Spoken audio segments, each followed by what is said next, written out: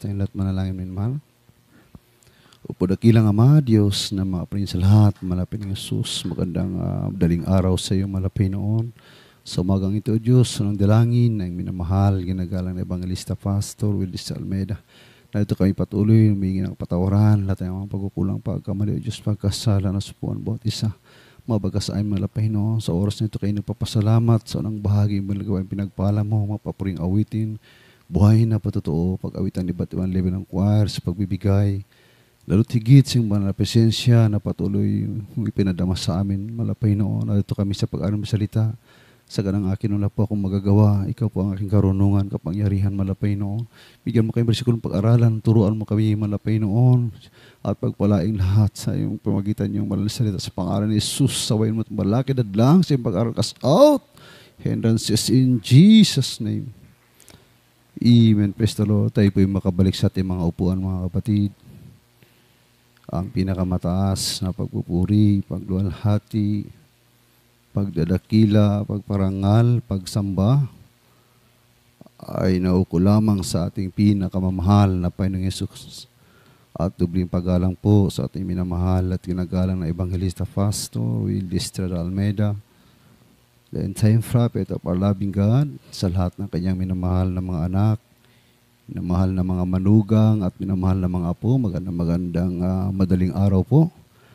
At sa pag-alaala sa buting aral at katuruan ng ating beloved Assistant Pastor Lina C. Almeida, sa lahat ng ating beloved workers, beloved preachers, sa inyong mga kapatid, sa ating manunugtog at sa mga awit natin, may namahal, sa lahat ng ating mga kababayan na patuloy na sumusubaybay sa gawaing ito, Luzon, Visayas, Mindanao at sa iba yung dagat man mga kapatid, isang magandang araw po o gabi sa inyong lahat. Mga kapatid, tuloy-tuloy tayo sa ating pag-aralan dahil napakabilis ng ating oras, may namahal. Ang ating pamagat ngayon mga kapatid, the picture of a lost sinner. Yan po ang ating pamagat. Ang larawan ng isang nawawalang makasalanan. Amen? Makasalanan na nga, nawawala pa. Amen? Talagang mawawala mga kapatid kasi makasalanan. Mga minamahal. Ano po yung larawan na nakikita natin dyan mga minamahal? Kung titingnan mo yung sarili mo sa salamin, mga kapatid, siyempre, wala kang ibang makikita dyan, kundi yung mukha mo. Amen? Mukha mo, mga kapatid. Pero kung bulag ka, wala kang makikita. Amen? Kaya, yun ang nawawala. Makasalanan, nawawala pa kasi bulag. So that is the picture of a lost sinner. If you are blind physically, kung buta ka talaga, bulag ka na physical, mga kapatid ko. Pero natandaan yung ating isipin, mga kapatid, kapag nanalamin ka, nakikita mo yung mukha mo, sa'yo ba yan? Ang katanungan dyan. Siyempre sabihin natin, sa akin, amen? Kasi mukha ko yung nakikita ko. Pero sabi ng Genesis 1:27, yan ay larawan ng Diyos. Amen? Larawan ng Diyos yan. Kahit magkaiba tayo ng ilong, mga kapatid. Kahit bulag ka man, mga minamahal, larawan pa rin ng Diyos yan. Kaya, ang gamot dyan, basahin natin yung 2 Corinthians, kindly sa ating Bible reader. 2 Corinthians 4, chapter 4, verse 4. Amen. Praise the Lord. From the book of 2 Corinthians chapter 4, verse 4. In whom the God of this world hath blinded the minds of them which believe not, lest the light of the glorious gospel of Christ, who is the image of God, should shine unto them. Amen. Amen. Dito po sa aklat ng ikalawang mga Korinto, Kabanata 4, talata po ay 4. Na binulag ng Diyos ng sanlibutan ito ang mga pag-iisip ng mga hindi nagsisisampalataya upang sa kanila'y huwag sumilang ang kaliwanagan ng ebanghelyo ng kaluwalhatian ni Kristo na siyang larawan ng Diyos. Amen. Amen. God bless po sa ating beloved Bible reader. Larawan ng Diyos yung ating mga mukha, mga kapatid. At ni isa, walang pag-aari ang demonyo diyan, mga minamahal. Amen? Mula sa katawan natin, sa ating isipan, at sa ating espiritu, sa ating hininga, ni isa walang pag-aari ang demonyo diyan.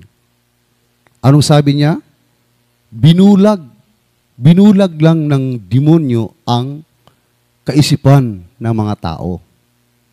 Binulag niya. At anong kailangan dito, mga kapatid ko? Sabi diyan, isang ebanghelyo ng kaligtasan na siyang larawan ng Diyos. Bakit naging larawan ng Diyos ang gospel? Because the word of God is God. Amen? Sabi ng John chapter 1 verse 1. Ang salita ay Diyos. So ang larawan ay Diyos. At ang salita ay larawan na siyang Diyos. Amen? So hindi ka malito. Yun ang kailangan ng tao. So ngayon, kung bulag ka physically, doble yung paghihirap mo dahil ikaw yung tinatawag na the picture of a lost sinner. Makasalanan ka na, naligaw ka pa sa mundo. Wala kang makikita ni isang bagay. Kundi, guni-guni mo na lang, parang i-visualize mo na lang kung ano yung kulay ng mundo, kung ano yung itsura ng mama mo, papa mo, at kung sino yung iniibig mo. Totoo bang umiibig ka? Bulag ka nga, physically. Amen? Bulag ka, wala kang makikita. Paano ka iibig hindi mo nakikita? Sabi nga ng Biblia, maging sinungali ang tao kung iibig sa Diyos na hindi niya nakikita, ngunit sa kapatid niya na nakikita niya ay di niya iniibig. Ang isang bulag ay mahihirapan siyang umibig. Kasi wala siyang nakikita. Kasi nawawala nga siya eh. Makasalanan pa siya, nawala pa siya sa mundo. Kasi parang patay ka na dyan, mga kapatid ko. Tunghayan natin ang kwento ni Bartimeo, mga kapatid ko, sa aklat ng Marcos, kabanata 10, ang talata ay 46 hanggang 52. Amen. Praise the Lord. From the book of Mark, chapter 10, verse 46 to verse 52. And they came to Jericho as he went out of Jericho with his disciples and a great number of people. Blind Bartimaeus, the son of Timaeus, sat by the highway side begging. And when he had heard that it was Jesus of Nazareth, he began to cry out and say, Jesus, thou son of David, have mercy on me. And many charged him that he should hold his peace. But he cried in more a great deal, Thou son of David, have mercy on me. And Jesus stood still and commanded him to be called. And they called the blind man, saying unto him, Be of good comfort, rise, he calleth thee. And he, casting away his garment, rose and came to Jesus. And Jesus answered and said unto him, What wilt thou that I should do unto thee? The blind man said unto him, Lord, that I may receive my sight. And Jesus said unto him, Go thy way, thy faith had made thee whole. And immediately he received his sight and followed Jesus in the way. Amen. Amen. God bless you po, mga kapatid. Amen. Praise the Lord. Dito po sa aklat ng Marcos, kabanata 10, 46 hanggang 52. At nagsidating sila sa Jericho, at habang nililisan niya ang Jericho, nakasama ng kanyang mga alagad, at nang lubang maraming mga tao. Ang anak ni Timeo, si Bartimeo, na isang pulubing bulag, ay nakaupo sa tabi ng daan. At nang marinig niya na yaoy si Jesus na Nazareno, siya ay nagpasimulang magsisigaw at nagsabi, Jesus, ikaw na anak ni David, mahabag ka sa akin. At siya'y pinagwikaan ng marami upang siya'y tumahimik. Datapwad siya'y lalong sumisigaw, Ikaw na anak ni David, mahabag ka sa akin. At tumigil si Jesus at sinabi, Tawagin ninyo siya. At tinawag nila ang lalaking bulag na sinasabi sa kanya, Laksan mo ang iyong loob, ikaw ay magtindig, tinatawag ka niya. At siya, pagkatapon na kanyang balabal, ay nagmadaling tumindig at lumapit kay Jesus. At sumagot sa kanya si Jesus at sinabi, "Ano ang ibig mong gawin ko sa iyo?" At sinabi ng lalaking bulag, "Rabuni, natanggapin ang aking paningin." At sinabi sa kanya ni Jesus, "Humayo ka ng iyong lakad, pinagaling ka ng iyong pananampalataya."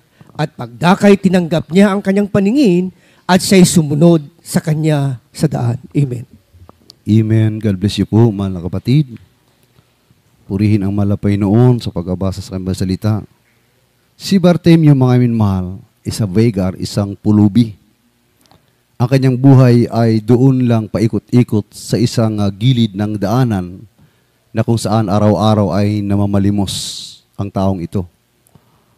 Isa siyang mahirap na tao. Dala-dala niya yung kanyang mga damit. Doon na siya siguro natutulog. At isang araw, mga kapatid ko, nang dumaan ang mahal na Jesucristo, hindi niya kilala ang mahal na noon. Narinig lang niya na nagpapagaling. Siya'y nagsisigaw. Humingi ng saklolo sa ating mahal na Panginoon na siya'y pagalingin. Pero hindi siya pinansin ng mahal na Panginoon. Tuloy lang ang lakad ng mahal na Panginoon. At nang hindi siya tumigil sa kasisigaw, biglang binalikan siya ng mga apostolis at sinabihan na, "Huwag ka ngang maingay dyan. May mahalagang lakad ang mahal na Panginoon. Hindi ka papansinin yan." Yun ang sabi ng mga apostolis, "Huwag kang magsisigaw, tumigil ka, Bartimeo." Siyempre, isang taong pulubi, mahirap, walang pumapansin sa ganyang uring kalagayan, mga kapatid. Amen? Pero pag may pera ka, madali kang mapansin ng tao. Pero pag wala kang pera, napakahirap mong daan-daanan ka lang ng kapwa mo, mga kapatid. Pero ang ganitong uri na tao, yun po ang nakakapansin sa biyaya ng Diyos. Amen? Napansin niya ang mahal na Panginoon. May dalang biyaya ang mahal na Panginoon. Ang lugar ng Jericho, yan ay lungga ng mga makasalanan tao, mga kapatid. Kaya nung dumaan ang mahal na Panginoon, ang unang nakapansin ay si Bartimeo. Sigaw siya ng sigaw. "Pagalingin mo ako." Ito ng mga apostolos, "Tumahimik ka dyan. Maingay ka. Nakakaistorbo ka sa aming lakad." Ngayon, mga kapatid ko, sa kanyang walang tigil na kasisigaw at siguro napansin ng mahal na Panginoon. Hindi naman siguro talagang napansin dahil ang Diyos ay makapangyarihan. Kahit hindi siya lumilingon, nalalaman niya kung ano yung nasa puso at isipan ng kanyang mga alagad. Kaya bigla siyang tumigil sa 49. Sabi niya, "Puntahan nga niyo si Bartimeo, papuntahin niyo rito sa akin." Di, walang nagawa yung mga apostoles, bumalik. Sabi niya, "Mahinahon ka. Huminahon ka dahil pinatawag ka ng mahal na Panginoon." Ang ginawa ni Bartimeo, tinapon yung kanya mga damit. Tinapon niya, mga kapatid, biglang tumayo at nagmamadaling lumapit sa mahal na Panginoon kahit nangangapa sa daan. Dahil siya ay bulag. At dito, mga kapatid, itong uri na pinakita niyang aksyon, mga kapatid ko, galaw ng pagsusumikap, sigaw ng habag mula sa Diyos, nung siya ay tugunin ng mahal na Panginoon, biglang tinapon ang kanyang gamit. At nagmadaling tumayo. Ibig sabihin, yung kanyang damit, bilang isang bulag, isa yun sa pinakamahalaga sa kanya. Kahit siya'y bulag. Kahit di niya nakikita yung itsura niya, kalagayan niya, paano siya nanamit, marumi ba o malinis ba, mahalaga pa rin yun sa kanya kaysa maghubad siya. Kaya nung itinapon niya, mga kapatid, ito po'y tinatawag na showing, this action is showing a determination to be healed, even others tried to shush him. Kahit ang mga apostoles ay pinilit siyang patahimikin, ayaw niyang magpapigil. Kasi nga, si Jesus, meron siyang hinahabol sa mahal na Panginoon. Meron siyang napansin, narinig sa mahal na Panginoon na kailangan niyang maangkin. At ito yung kanyang pagkabulag. Naghabol siya. Nangangailangan siya. Kung papansinin niya ang mga taong ito na ayaw makinig sa kanya, wala naman itong maitutulong sa kanya. Kung hindi si inutusan ng Panginoon na tawagin ninyo si Bartimeo at papuntahin ninyo sa akin, walang pumapansin sa taong pulubi. Amen? Kahit dyan sa taon, marami tayong nakikita dyan. Dinadaan-daanan lang, mga taong grasa. Walang matutuluyan, mga kapatid. Kaya dito, mga minamahal, nagkaroon siya ng galaw na nagpapakita ng determinasyon na kaya siyang pagalingin ng Panginoon. Kaya nagmadali siya.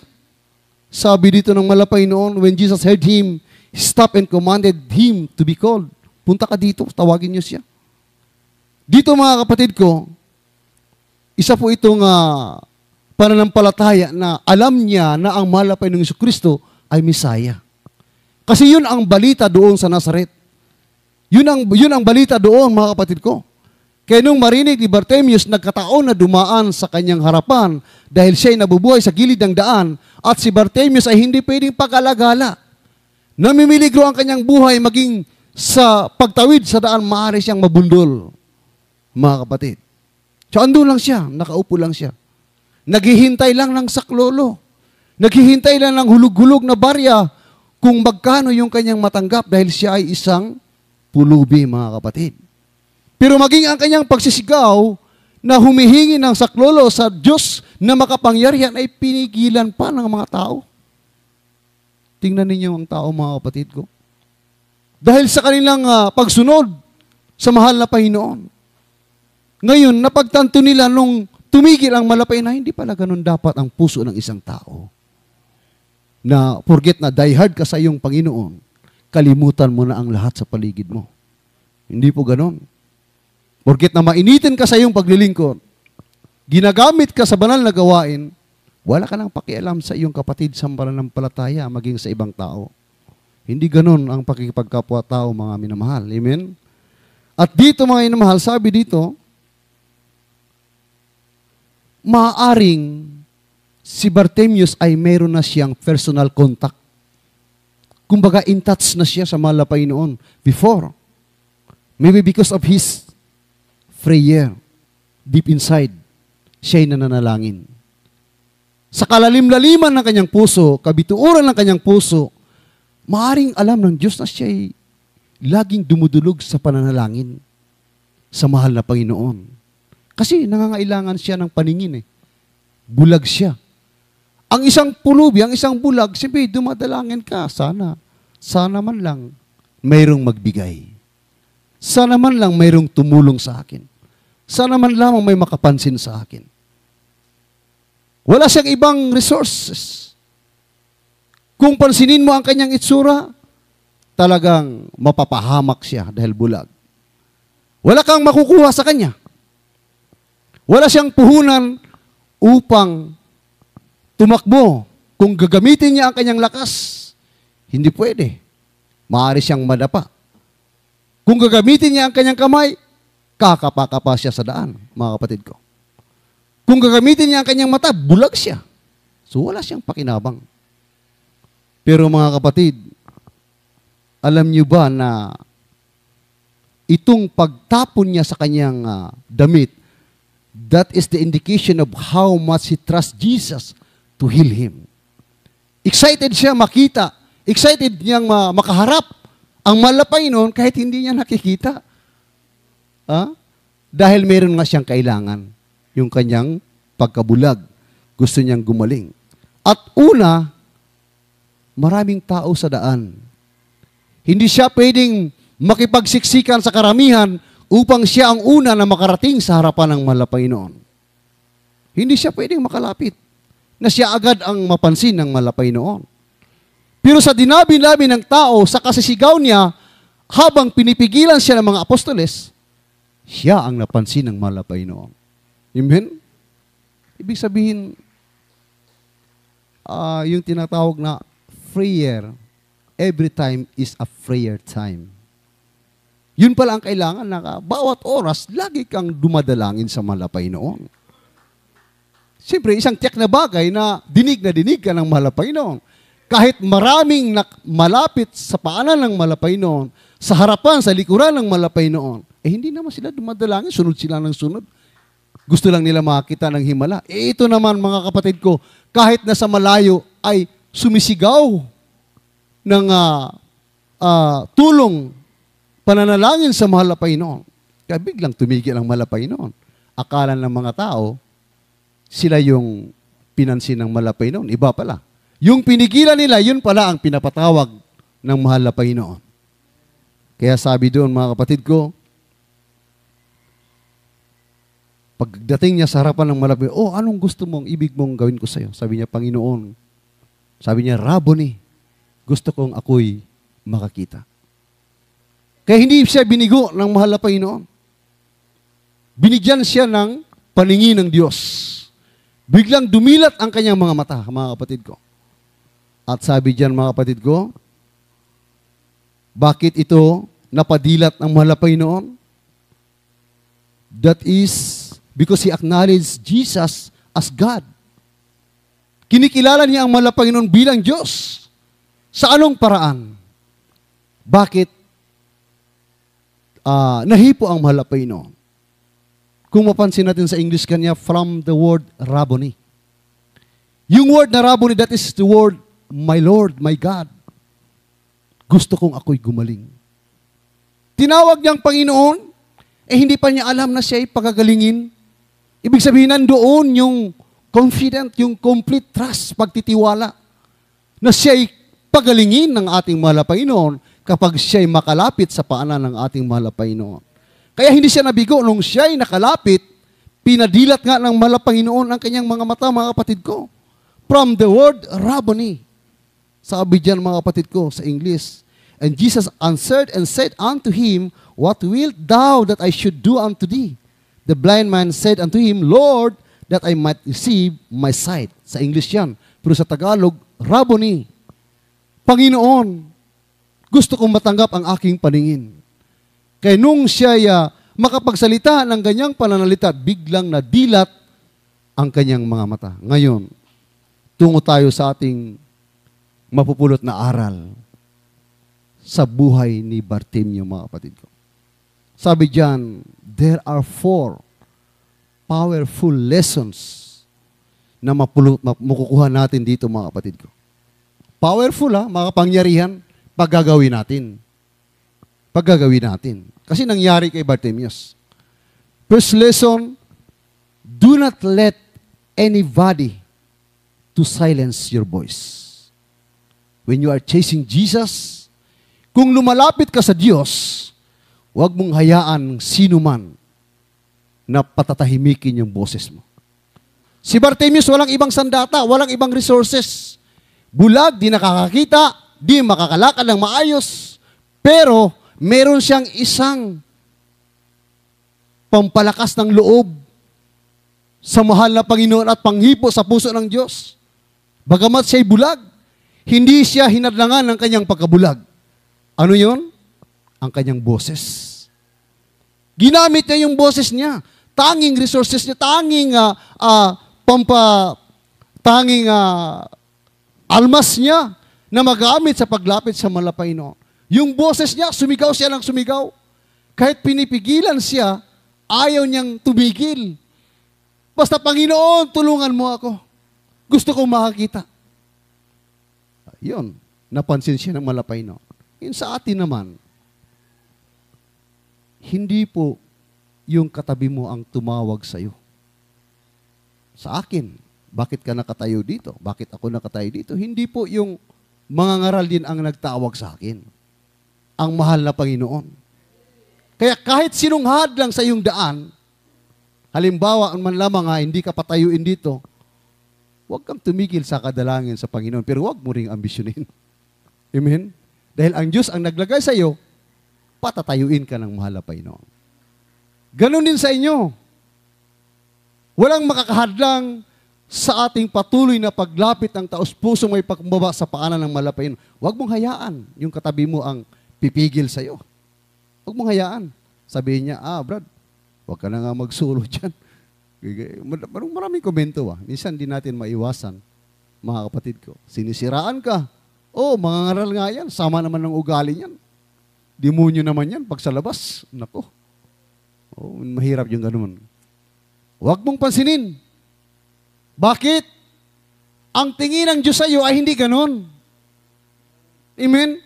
Kaya pinatayo ng malapangin dito, kaya kanilagay ng Diyos sa mga awit, mga ngaral, manunugtog, mga kapatid, ano pa yung kalagayan mo dyan bilang ginagamit o kapatiran ka man, sabihin na, yan si brother, pag nasa labas yan, nagiinom pa rin yan. Huwag mo nang pansinin yung kahinaan ng kapatid mo, ipanalangin mo. Amen? Dahil hindi ikaw ang tumawag sa kanya. Ang Diyos ang asikasuhin mo, yung sayo. Amen? Kasi mga kapatid, walang makakahadlang sa bawat isa sa atin. Kaya nga sabi dito, do not let anybody to silence your voice. Personally, tayo po ang may connection sa Malapanginoon, individual. Kaya bawat isa, tumawag ka sa Malapanginoon. Huwag kang magpahadlang sa katabi mo. Kanino ang tao, huwag kang magpahadlang, mga kapatid. Katulad ni Bartimeus. Hindi niya, mga apostoles pa yan, hindi niya pinansin. Bahala kayo dyan. Wala naman kayo maitulong sa akin. Amen? Hindi niyo man mapadilat yung mata ko. Tuloy lang siya, mga kapatid ko. Tuloy siya. At pangalawa, you have your relationship with Jesus. Your relationship with Jesus is personal. Si Bartimeus, nung hindi pa niya nakilala ang Malapanginoon, mayroon na siyang connection, personal contact sa Malapanginoon. At ang nakakaalam nun, si Bartimeus lang at ang mahal na Panginoon. Dahil sa tuloy-tuloy na pagtawag ni Bartimeus, bakit dumaan doon ang mahal na Panginoon? Sa kanyang tapat. Napakalayong lugar noon. Mas marami pa doon sa Jericho na makasalanan na nangangailangan ng kaligtasan. Kaya pagdating doon, hindi siya binigo ng mahal na Panginoon. Dahil walang tigil yung pagsisigaw ng saklolo ni Bartimeus. Bartimeo, mga kapatid ko. Kaya wag nating hayaan. Sabi pa nga, He wants us to have an intimate relationship with Him. Yan ang gusto ng Malapanginoon. Gusto ng Malapanginoon magkaroon ka ng personally relationship sa Kanya. Hindi yung sabihin mo, wag mo na tayong kumanta. Brad, bakit? Hindi kumanta yung kaibigan natin. Yung loyalty mo, wala sa kasama mo. Nasa mahal na Panginoon, yung pagpapagamit mo, yung pagtawag sa'yo, hindi sa kapwa mo, mga kapatid ko. Kung manatili kang magpagamit, wala na yung mga kasama mo, pinapanalangin mo, makikita ka nila bilang ilaw, babalik din yun, mga kapatid, dahil nananalangin tayong lahat para sa kanila. Na tayo manatiling nakatayo hanggang sa pagbabalik ng ating mahal na Panginoon. Amen? Everybody shout praise the Lord. And number 3, the obstacle will be put in your way, be ready to cast them aside. Kung halimbawa maraming hadlang, balakid, na ilalagay ang dyablo sa harapan mo, kailangan marunong kang isang tabi ito. Alam mo kung paano isang tabi ito, kung sisiraan ka, mga kapatid ko, ano-ano lang ipaparatang sa'yo, huwag kang mag-response ng masama. Amen? Hayaan mo lang, mga kapatid ko. Kasi kung mag-response ka ng masama, doon ka makikilala na kulang ka pa sa kaalamang espiritual. Amen? Kung meron man tayong pagkakamali isang beses, dalawang beses, kung wala kang pride, pag unang tirada sa'yo, nag-react ka, pangalawa, hindi ka na, naunawaan mo ang salita ng Diyos. Pero kung patuloy kang mag-react, mangmang ka pa rin sa salita ng Diyos. At may pride ka pa rin. Kasi ganun yun, dapat maging manhid tayo. Ako naranasan ko yan . Nung una, grabing react ko, mga kapatid. Siyempre, ulang pa tayo sa kalaman. Nung ma-realize ko, siyempre dahil na rin sa ating walang sawang pagluhod ng propeta ng Diyos at tayo rin naman nakiisa sa pananalangin, imumulat ka ng Malapanginoon. Sa susunod, huwag ka nang mag-react. Hayaan mo na lang yan. Ganyan talaga. Hayaan mo na lang, Brad. Pwedeng ganun. Pwedeng ganun, mga kapatid ko. Mas maganda yung ganun. Sabi nga, obstacle will be put in your way, be ready to cast them aside. Kailangan, marunong kang itabi mo itong lahat. Huwag mong pansinin. Si Bartimeus, sigaw ng sigaw salita rin yung mga apostol. Huwag kang nga maingay dyan. Huwag kang maingay dyan, nakakaisturbo ka sa Panginoon. Pero hindi niya pinansin yung mga apostoles. Sigaw na lang sigaw. Bakit? Ang Diyos lang ang makakasagot sa kanya. Ang Diyos lang din ang makapagbigay sa ng pagpapala. Amen? Ang mahirap na tao, ang nakabuntot ay aso. Sinabi ko na yan dito mga kapatid. Pag mayamang tao, ang nakabuntot ay tao. Kahit dito makikita, mapansin natin eh. Amen? Sabi nga, kung maghanda ka ng isang kainan, imbitahan mo yung wala. Dahil ang Diyos ang gaganti sa iyo. Pag iimbitahan mo yung makakaganti sa iyo, bayad ka na. Amen? Yun yung tunay na pag-ibig. Yun ang sabi ng mahal na Panginoon. Kaya, ang nakakapansin sa tunay na biyaya ng Diyos, yung totoong may Espiritu ng Diyos. Tingnan niyo ang patutuo ng ating mahal na kapatid kanina. Naglalakad, magbayad ng ilaw, walang yung pera nila, tamang-tama lang pambayad ng ilaw. Sapat lang at saka pauwi, pamasahe. O siyempre, sabi ng apo, pasok muna tayo sa Southway o Gateway ba yun? Southway. O, sabi niya, huwag na wala tayong pera. O. Siyempre, ang Diyos, anak kanya, may biyaya na kahanda sa iyo. Bata yun eh. Sabi na po, hayaan mo yung bata lumapit sa akin. Andun lahat ng biyaya sa loob ng department store. Pero wala silang pera. Ngayon, sa dinabi-dami ng tao yun, walang nakapansin sa kanya na wala siyang pera. Amen? Mayroon maglumapit sa kanya, Sister, ito pera. Mang-grocery ka. Walang nakapansin sa kanya. Sila lang dalawa nag-usap. Kasama ang mahal na Panginoon. Amen? Kasama ang mahal na Panginoon dahil anak ka ng Diyos. Alam ng Diyos yung pangangailangan mo. At naglilingkod ka sa Kanya. Hindi Kanya ipapahiya sa kahilingan ng inyong apo. Dami-daming tao yun, walang nakakita sa biyaya ng Diyos. Sinong nakakita sa biyaya ng Diyos? Yung anak din ng Diyos. Ganon din si Bartimeo. Sa dinami-daming tao na sumunod sa mahal na Panginoon, walang nakakapansin sa kanya. Pero ang biyaya na dala ng Diyos, pansin na pansin ng taong bulag na si Bartimeus. At nakikita din niya ang biyaya na galing sa Diyos, mapapasa kanya. At ang biyaya ng Diyos, alam din niya kung kanino niya ibibigay. Pinatawag si Bartimeus, halika. Anong gusto mo? Gusto ko dumilat ang mga mata ko. Hindi siya binigo ng malapay, no? Nakakita siya, mga kapatid ko. Ganon din sa ating mahal na kapatid. Although hindi man niya hiniling sa mahal na Panginoon, Panginoon, meron kaming bibili ngayon, wala kaming pera. Yung anak lang niya, muting bata, humiling. Sinagot niya, Nak, wala tayong pera. O, pero mayroon kang ama sa langit na nakikinig sa iyo. Habang naglalakad ka, paisa-isa man tayo naglalakad sa mundo, bawat isa sa atin, kasama natin ang mahal na Panginoon. Amen? Palakpakan natin ang ating mabait na Diyos. Nakatanggap sila ng biyaya. Masaya ka, mga kapatid ko. Kasi nakuha mo yung biyaya ng mahal na Panginoon. At ang pang-apat, don't pay attention to the crowd. Kung maraming tao, mahihiya kang lumapit, nahihiya kang umiyak sa mahal na Panginoon, huwag mong gawin yan.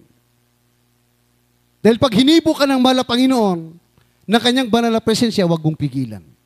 Ibig sabihin, mapalad ka. Sa dinami-dami ng crowd, ikaw ang unang nakadama ng banal na presensya ng mahal na Panginoon. Ganun kasimple. Makapangyarihan yan pag gagawin mo yan. Katulad ni Bartimeus. Sa dami-dami ng tao nakapalibot sa ating mahal na Panginoon. Sigaw siya ng sigaw. Hindi siya makalapit. Hindi niya magamit ang kanyang kamay, ang kanyang paa. Nagagamit lamang niya ang kanyang boses. Kahit pinipigilan siya ng karamihan, sabi dito, Don't pay attention to the crowd. Hayaan mo yung karamihan. Patuloy kang lumuhod. Makipag-ugnayan sa mahal na Panginoon. Kung ang iba ang hindi dadalo, patuloy kang dumalo. Ipanalangin mo yung hindi dumalo. Yun lang ang itinuturo. Makapangyarihan yan, mga kapatid. Kung nanghihina ka, mabigat na minsan, sobrang bigat, dumalangin ka lang sa mahal na Panginoon. Lahat naman tayo, mga kapatid ko, may mga problema. Pero sabi ng Panginoon, magaan na yung inyong pamatok dahil pinasan ko na. Ibig sabihin, kung hindi ka titigil sa kakadalo, sa pagtatapat sa iyong paglilingkod, lahat ng yan, kahit luluha ka sa kagalakan, mga kapatid ko. Tutumbasan ng mahal na Panginoon ng kanyang banal na presensya, kanyang banal na espiritu, mga kapatid ko. Lagi kang umiyak sa kagalakan, gagaan ang loob mo, mga minamahal. Gagaan ang loob mo. Dahil sabi niya, magaan na ang aking pamatok, hali kayo. Pasanin niyo. Mabigat ang pamatok ng daigdig. Kaya, nung tayo'y lumapit sa mahal na Panginoon, andito tayo, mga kapatid ko. Kung may karamdaman tayo, kung hindi ka dadalo, babalik. Kung dadalo ka, wala kang mararamdaman. Yun ang pamatok ng Diyos, mga minamahal. Kaya, walang kalugihan kapag sulong ka ng sulong. Pasulong ka ng pasulong. Pero kung magmamatigas ka, kahit sa simpleng katuruan, mag-react ka, mga kapatid ko, at lalayo ka sa mahal na Panginoon, ang iba, kapag makapagtapos na, magmataas na sa Diyos, may pera ako, hindi ko naman kailangan dyan. Sabi nila, magbigay ako, pagpalain ako, pinagpala naman ako, kahit di ako nagbigay. Mga kapatid, lugi ka pa rin pagdating sa huling araw. Walang mananalo sa kabutihan ng Diyos. Tandaan natin yan. Lagi tayong talo. Walang mananalo sa kabutihan ng Diyos. Ang mananalo, yung nagpapatuloy. Kaya nga, don't pay attention to the crowd. Kung nakikita ng iba, isang mahirap ka lang, patuloy kang lumuhod yan. Kung hindi ka pansin ng katabi mo, pansin ka, nag-iisang Diyos na makapangyarihan sa lahat. Pansin ka ng Diyos. Tingnan mo si Bartimeo. Hindi pansin ng tao, pero pansin siya ng mahal na Panginoon. Ganun lang kasimple. Nung makita, nung dumilat ang kanyang mga mata, mga kapatid ko, describe natin kung ano yung kanyang nakikita. Sabi dito, he see the beauty of the world. Nakita niya yung kagandahan ng mundo. Kasi dumilat yung mata niya eh. Kaya nga the picture of a lost sinner, kasi isa siyang bulag, makasalanan pa siya. Kaya talagang nawawala. Nung dumilat ang kanyang mata, nakita niya ang kagandahan ng mundo. Ang design ng mundo, ganito pala. Yung aking iniisip noon, na nais makita. Ganito pala kaganda. At pangalawa, nakita niya dyan, mga kapatid ko, ang direksyon ng kanyang hakbang. Bawat hakbang niya, alam na niya kung saan siya pupunta. Amen. Nakikita niya ang daan, di na siya natitisod. Kahit sa likuran siguro, pansin niya kung saan siya nanggaling. Alam na niya ang kanyang patutunguhan. At ang kanyang lokasyon. Dito pala ako sa Jericho, sa gilid ng daan. Dito pala ako namamalimos. Ayun yung damit ko na tinapon ko. Marumi pala. Wala nang laba. Pagtingin niya sa damit niya, marumi din pala yung damit ko. Kaya pala ako marumi dahil pulubi pala ako. Pulubi siya, mga kapatid. At aware na siya sa danger, sa panganib. Bakit? Nakikita na niya lahat ng tao, mga minamahal. Kahit maninila, kahit aso, kakagat sa nakikita na niya. Dilat na yung kanyang mga mata, mga minamahal. At yung kalinisan, cleanliness, alam na niya paano siya maglinis ng kanyang sarili. Dahil dilat na ang kanyang mga mata. At ano pa? Alam na rin niya kung sino ang kanyang iniibig. Yung kanyang mga mahal sa buhay. Mama ko pala to. Ito palang mama ko. Siyempre, yayakapin niya. Yayakapin niya sa kagalakan dahil dilat yung kanyang mga mata, mga minamahal. Ganon tayo, di ba? Nung tumanggap tayo ng bautismo, bagamat di ka bulag physically, spiritually blind ka, nakita mo ang kagandahan ng pangako ng Diyos. Nakikilala mo ang totoong Diyos. Alam mo na ang hakbang mo papunta sa kaligtasan. Hindi ka na basta-basta hahakbang papunta sa kasalanan. Dahil kilala mo na ang Diyos. Alam mo na ang tamang lokasyon mo. Andito pa lang ako dapat sa lokasyon sa mahal na Panginoon. Lalakad lang ako kung ayon sa kautusan ng Diyos. Yun ganun ang buhay natin. Hindi tayo basta-basta lumalakad, nagsha-shopping, panalos-dalos sa lansangan na walang importanteng lakad. Unang-una na ang pagpapahayag sa salita ng Diyos, bawat hakbang natin ay hakbang ng Diyos. Hindi iyo. Kaya nga, lagi tayong iniingatan ng mahal na Panginoon. Dahil bawat lakad natin, pinapangunahan tayo ng Diyos na makapangyarihan sa lahat. At ngayon, describe naman natin kung ano yung kanyang naramdaman. Describe what he feel. Ano yung naramdaman ni Bartimeo? Sabi diyan, siyempre joyful, kagalakan. Siguro tumalon siya sa kagalakan. Dahil sa isang kisap mata, nadilat yung kanyang mga mata. Mga kapatid ko. At he is now liberated. Totally laya na siya. Hindi na ako bulag. Kilala ko na yung mahal ko sa buhay. Kilala ko na yung mga tao na nakapaligid sa akin. Kilala ko na yung mga tao na kasama ng malapay na nagbabawal sa akin na sumigaw. Masaya siya. Pero wala siyang galit. Wala siyang galit sa kanyang puso.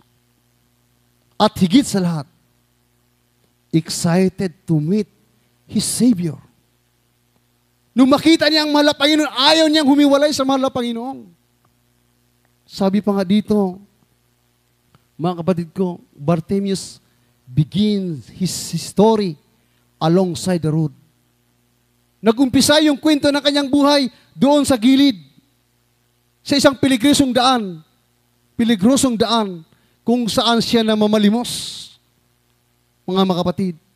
And he ends his story as a follower of Jesus. Nagtapos ang kanyang buhay bilang isang mananampalataya. Bawat hakbang ni Bartimaeus ay hakbang ng Diyos. Maaring bawat salita ni Bartimaeus ay salita ng Diyos. Ganon tayo. Matapos natin makita ang kagandahan ng mundo, makilala ang ating mga mahal sa buhay, kung sino yung tunay na nagmamahal sa atin, bagamat hindi tayo mahalaga sa Kanya minsan, nagtatangi yung ating mahal sa buhay, nananatili tayong mapagmahal sa kanila dahil namulat ka sa katotohanan, namulat ka sa pagkabulag. Lahat ng tao ay mahal mo na. Katulad ni Bartimeo, wala siyang galit sa mga sumusunod, mga kapatid ko, sa ating mahal na Panginoon. Kaya, mga minamahal, sabi diyan, andoon yung excited niya na makasama ang mahal na Panginoon. Kaya nagsimula ang kanyang kwento sa isang gilid ng daan, sa peligrosong daan, nagtapos siya bilang isang mananampalataya ng Diyos. Lahat tayo, mga kapatid ko, pulubi tayo sa harapan ng mahal na Panginoon. Sabi nga ng banal na kasulatan, mayaman ka man, kung wala kang Diyos sa iyong buhay, ikaw ang hubot-hubad sa harapan ng mahal na Panginoon. Pulubi tayong lahat, naghihirap tayong lahat. Pero nung makilala natin ang mahal na Panginoon, andito tayo, galak na galak, malaya tayo, masaya tayong sumusunod sa kalooban ng mahal na Panginoon. Sa dinabi-dami ng tao sa mundo, tayo lang ang nag-overnight. Nagtitiis, sumusunod sa hakbang ng Diyos. Dahil hindi ka nabulag, hindi na tayo lumalakad sa mundo. Mga kapatid ko, ang ating hakbang ay hakbang ng Diyos. Yung ating mga krusada, yung ating mga Bible study, mga minamahal, yung ating pagpupuri, habang lumalakad ka, umaawit ka sa mahal na Panginoon, yun yung tunay na bukas, na pinagaling yung paningin, physically, spiritually, ng ating mahal na Panginoon. Everybody shout, praise the Lord. Kaya, last verse natin, 2 Corinthians chapter 5, verse 17. Maganda ating mga awit manunugtog, minumahal. Amen. Praise the Lord. From the book of 2 Corinthians chapter 5 verse 17. Therefore, if any man be in Christ,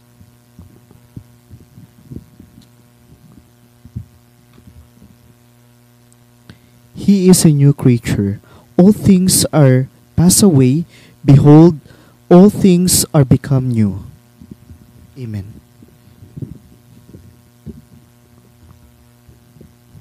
Amen. Dito po sa aklat ng ikalawang Korinto, kabanatay 5, talatay po ay 7. Kaya't kung ang sino man ay nakay Kristo, siya'y bagong nilalang, ang mga dating bagay ay nagsilipas na. Narito, sila'y pawang naging mga bago. Amen. Amen. God bless you, mga kapatid. Yun yung nangyari kay Bartimeo. Bartimeo, mga minamahal. Siya ay naging bagong nilalang, mga kapatid. Bakit siya naging bagong nilalang? Dahil nung bumukas yung kanyang paningin, wala siyang ibang sinundan, kundi ang mahal na Panginoon. Di ba ganun yung nangyari sa atin? Ayaw na natin makijaming sa mga makasanlibutang gawa. Ang gusto natin, dalo tayo ng dalo, mga kapatid ko. At hindi ka na pwedeng pigilan ng iyong asawa, ng iyong mahal sa buhay. Ang iba dyan, pinagbabaril pa nga. Ayaw bigyan ng mana kung magpatuloy sa paglilingkod sa mahal na Panginoon. Kaya, huwag mo nga hayaan ng iba na pigilan ka sa iyong paglapit sa mahal na Panginoon. Dahil, ang lahat ng ating pangangailangan na hindi kayang ibigay ng tao, andito lahat sa mahal na Panginoon. Wala sa tao. Una na diyan ang buhay na wala hanggan. Dito pa lang, pinatikim na ng mahal na Panginoon sa atin yung kanyang kabutihan. Kaya kung nag-iisip tayong lumayo, wag, lugi tayo, mga kapatid. Yung buhay natin, di natin hawak, mga kapatid. Kung malagutan ka na wala ka sa mahal na Panginoon, nako, malaking katanungan yan. Kaligtasan natin. Kaya, kung hindi ka pansin ng tao, dahil mahirap ka, wala kang pinag-aralan, wala kang alam sa buhay, pansin na pansin ka ng mahal na Panginoon. Amen? Kaya, pasalamatan natin ang Diyos, mga kapatid ko. Yung awitin natin yung pasalamat. Mga kapatid, kindly po, yung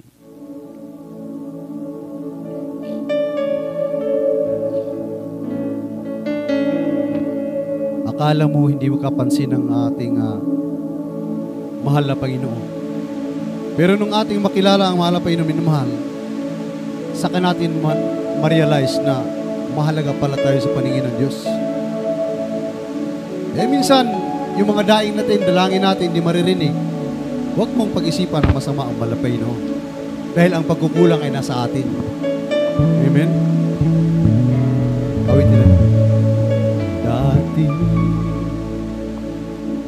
ako ay parang nag-isa, kahit ngayon pa magkakasama, kailayo naman damdamin nila, kahit tagal hanggang kailan ba hihintay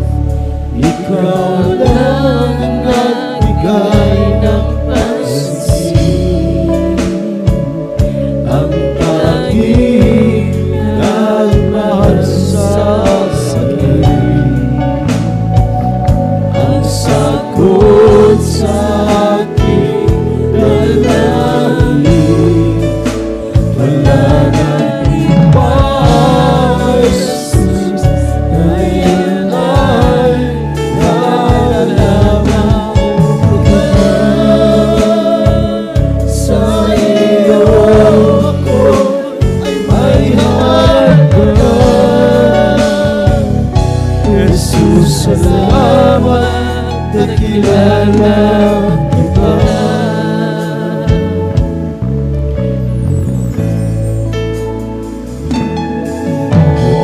Tumawid din mahal.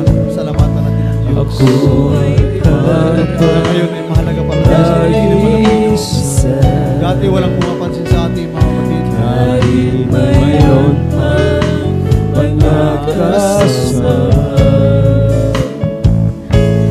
kailayo naman ng aming ilan, kahit hanggang kailan ba hihintayin sa aking puso, sana'y dumating ang pagmamahal mo sa akin, O Jesus. Ikaw lang ang nagbigay ng pansin, ang tanging nagmahal sa sarili, ang sagot sa aking dalangin, at wala na iba, Jesus, ngayon ay alam ko na sa iyo ako may halaga. Jesus, salamat nakilala kita. Oh Jesus, ikaw ang nagbigay ng pansin, ang aking nagmahal sa akin, ang sagot sa aking dalangin, at wala nang iba, Jesus, ngayon ay nararaman ko na sa iyo ako may halaga. Jesus, nakilala kita. Oh Jesus, ikaw lang nagbigay ng pansin, ang tanging nagmahal sa akin, ang sagot sa aking dalangin, wala nang iba, Jesus, ngayon ay halaman ko na sa iyo ako may halaga. Jesus, salamat nakilala kita.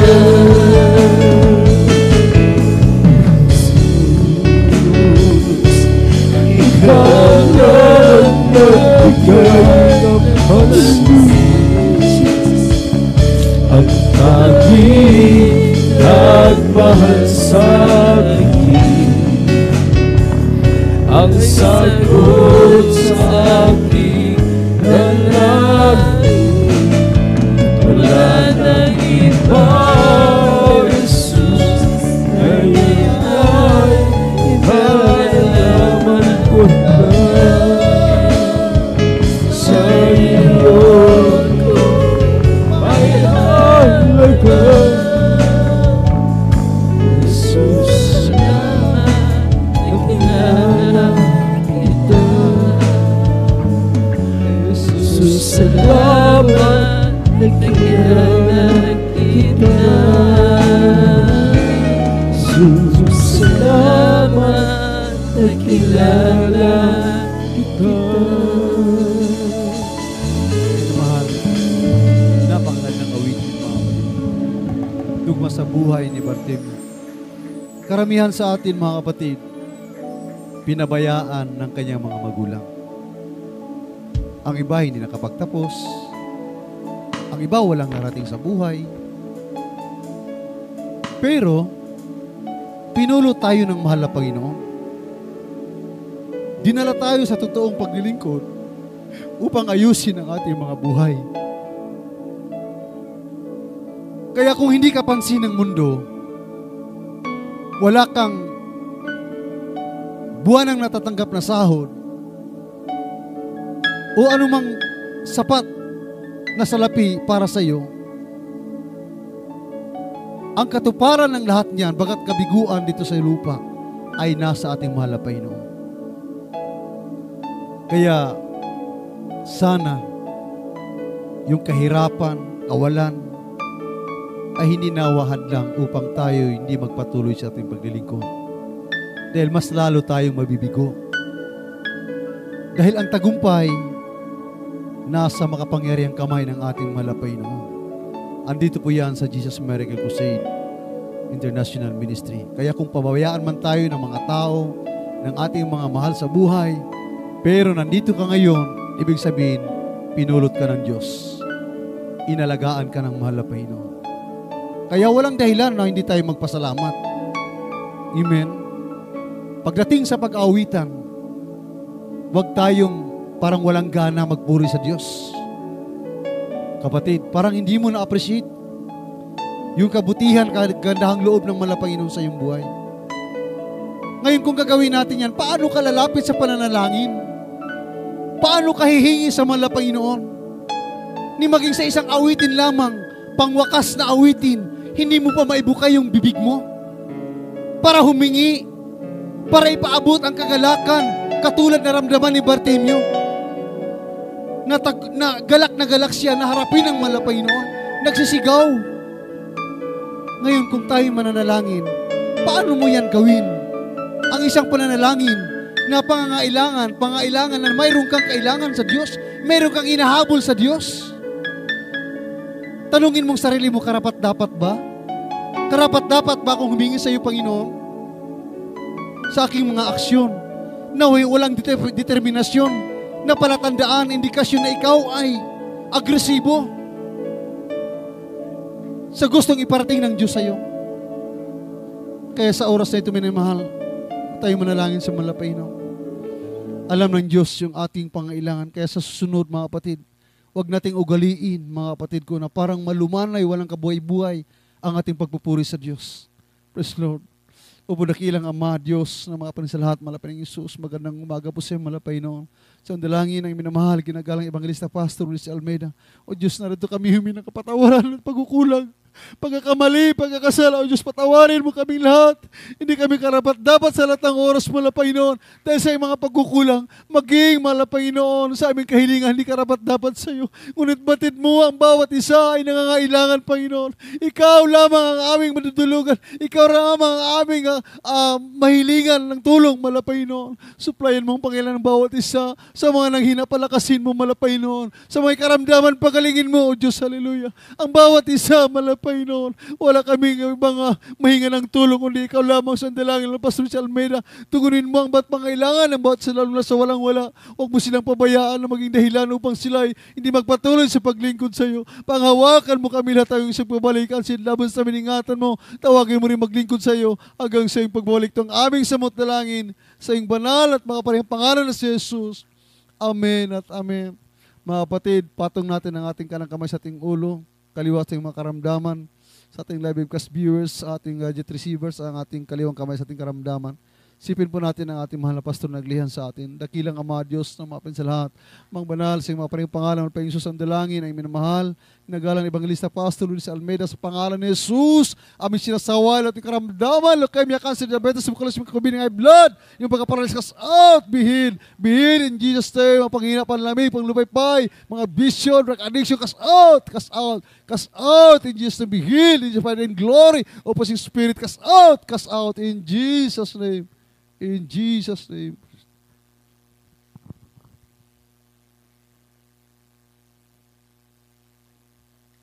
Tayo lahat tumalon mga mahal, pasalamat tayo. 3 beses sabay sigaw, hallelujah, praise the Lord. Hallelujah, praise the Lord. Hallelujah, praise the Lord. Hallelujah, praise the Lord. Sabihin natin, I love you, there's Jesus. I love you, there's Jesus. I love you, there's Jesus.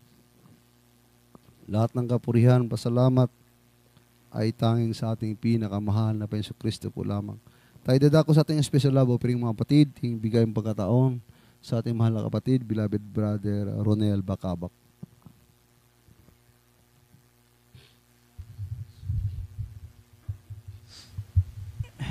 The Lord na mahal, ay manalangin mo yun na mahal. Opo, mapagpala namin ang mga banal siya pa rin. Malapag noon, dakila makapansalat ay may malapag noon. Ito po, malapag ng mga anak mo na pananulunod siya harapan ng sumamo. Nagpakumaba, malapag noon. Tapos puso kami ng pasalamat. Malapag noon, sa pagito pa rin ng buhay. Malapag noon, hallelujah, praise God. Patuloy pagpalain. Lahat ng mga anak, malapang inoon, mag-isa ka lang trabaho sa kanilang negosyo, sa kanilang pagkitaan sa araw, mga pisikal, mga spiritual, ibos mo pupala. Mag-isa pangilangan pa rin, Lord, mga iglesia, ibos mo pupala. Malapang inoon, hallelujah, praise sa una pa rin dalagan sa mga ginagalang mga pastor. Ito pa rin sa mga dalagan sa mga kapangyarihan, pangalan ni Jesus. Amen, praise the Lord. Amen. God bless you po sa ating mga kapatid, Brother Ronel Bacabak. Tuloy tayo sa ating announcement, mahal, ng ating schedule of services, mga kapatid. Tuloy pa rin, mahal, dito po sa Tala,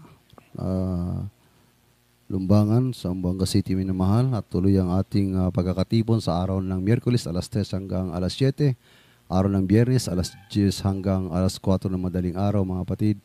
At sa araw ng Linggo, alas 10 hanggang alas 3 ng hapon. Ang ating Jesus Miracle Hour, alas 7 hanggang alas 8, isang oras ang ating programa dyan. Patuloy nating subaybayan, mga kapatid ko, Lunes hanggang Linggo. At ang ating practice bukas, mga kapatid ko. Bukas o mamaya? Mamaya yata. Oo. Wala kasing petsa. Bukas nakalagay. Mamaya siguro. Linggo kasi bukas eh. Kasi umaga na tayo. Mamaya. Choral and mimers with instrumentalist po. 1 p.m. start tayo, mga kapatid, hanggang alas 3. Yun ba yan? Dito, mga kapatid, alauna tayo magumpisa mamaya. Beloved Choral Group and Beloved Mimers with instrumentalist. Instrumentalist natin, mga minamahal. Kailangan alauna, dito na tayo, mga minamahal, para hindi masayang yung oras natin at ang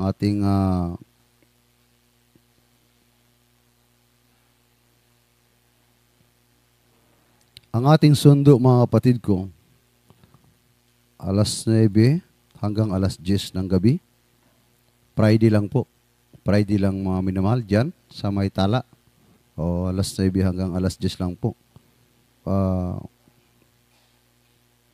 So kung hindi tayo makakarating hanggang alas 10, wala nang susundo sa atin. So alas 10, wala na pong habal-habal dyan. So medyo delikado maglakad. Malayo-layo yan, madilim. At saka sa alas 10, wala nang jeep. Alas 9.